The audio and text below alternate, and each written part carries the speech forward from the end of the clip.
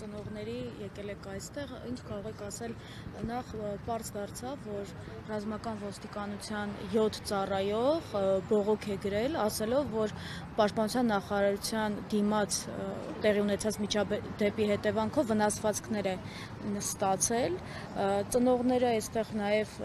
պատմում էին մեզ, որ ծնողներն էլ են վնասվածքներ այդ միջադեպի արդյունքում ստացել եւ այնտեղ իրավիճակը բավականին լարված էր, հախուռն էր եւ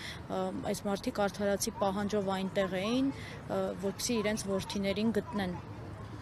Խնդրին լուծում չտալու, չկարողանալով խնդրին լուծում տալ, քաղաքական ղեկավարությունը սկսել է դիմել այսպիսի մանիպուլյատիվ գործողությունների, զոհված զինվորների ծնողների ու անհետ կորածների ծնողների հուզական ֆոնի վրա նրանք կարողացել են կոպիտ ասած աչոք հավաքել եւ 7 ծառայողների, համակարգի ծառայողների տված ցուցմունքների հիման վրա գործ են կարել այս մարդկանց վրա, փորձելով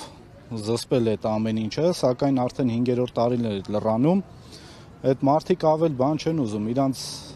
զոհված զինվորների տեղն են ուզում իմանան, իրանց զոհված զինվորների մարմինն են ուզում, որպեսզի հողարկավորեն։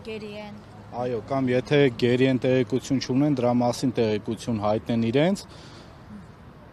կամ էլ 4-րդ տարբերակը որպես քաղաքական ղեկավարություն տան այնպիսի պատասխան, որ գոնե այս մարդիկ դուրս չգան ամեն անգամ այդ ցավով չգնան հասնեն Պաշտպանության նախարարության շենքի դիմաց կամ չգան կառավարության շենքի դիմաց ու այդ ցավը ամեն անգամ այս ազգը չտեսնի ու չապրի։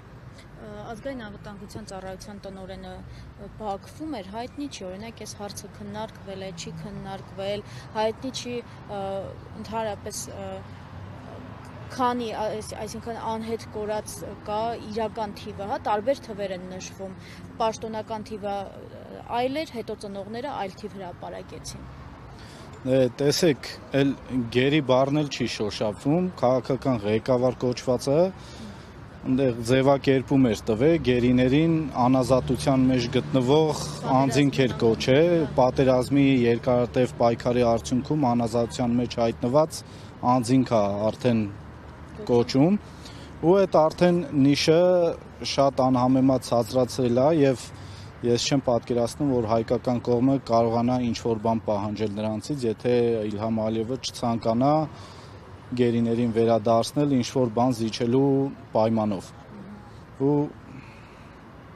իսկ այսպիսի քայլերով ձեր կարծիքով կկարողանան ճնշել ծնողներին, նրանց պայքարը, պահանջները։ Այստեղ մենակ ծնողների հարցը չի, ուղղակի մենք սիրում ենք խնդիրը հասնի կրիտիկական կետի, նոր դուրս գանք փողոց, դուրս գանք պայքարելու, ասենք այս անարդարություններ, սա հետևանքն է այս քաղաքական իշխանության կամք չունենալու։ Ուղղակի պետական կառավարումը ձախողել են ու արդյունքն է նա, որ 5 տարի պատերազմից անցել է արդեն